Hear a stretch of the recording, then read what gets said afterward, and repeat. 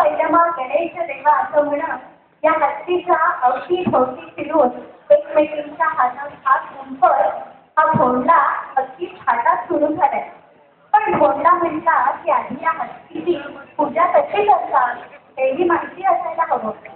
बघायचे तर मी आपल्याला सांगितलंच आहे की हत्तीला छान सुंदर गोंड्याच्या माळा घातल्या जातात.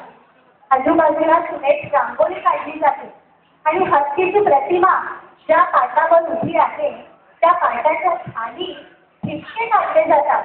त्याचा अर्थ असा असतो की आजची माळ ही आजचा भोंडा टिकवा. विचार तरी हा भोंडा असेल तिला ह्यातला ठिपका पुसायचा मान मिळत असेल. आणि या पाटाखाली खिरापतीचे डबे असत. म्हणजे खेळून खेळून जगल्यानंतर त्या खिरापती म्हणजे जगात आणलेला खाऊ ओळखायचा. तो खाऊ जी ओळखेल तिला तो दुप्पट मिळत असेल अशी ही एक गंमत होती. ही सगळी माझी पोपटपंची ऐकण्यापेक्षा त्या भोंड्याची पूजा चांगलं संगीत कशी केली जायची हे यानंतरच्या गाण्यात आपण ऐकूया.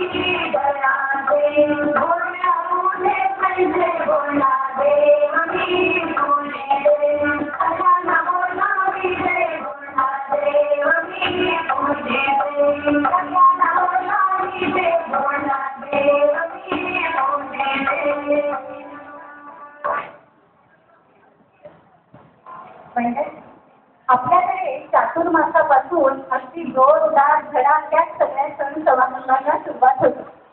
पण घरोघरी एक समारंभ असा असतो की जिथे अगदी चिमुरडीपासनं आजीपर्यंत सगळेच आनंदात असतात, उत्साहात असतात, अगदी कंबर बसून कामाला तयार असतात. आणि तो समारंभ म्हणजे लग्न समारंभ. हा म्हणजे मी आता जे सांगणार आहे ते मागच्या काळात बरं का. कारण आता काय आहे, मॅरेज प्लॅनर्स वगैरे सगळं आलेलं आहे माझ्या काळात वगैरे, त्यामुळे फारशी चिंता नसते. ATM मधून पैसे काढा, प्लॅनरला अरेंज करा. पण पूर्वीच्या काळी नातेवाईकांनी एकत्र बसून लग्न समारंभ कसा साजरा करायचा, कुणी काय जबाबदारी उचलायची, असं सगळं प्लॅनिंग करायचं.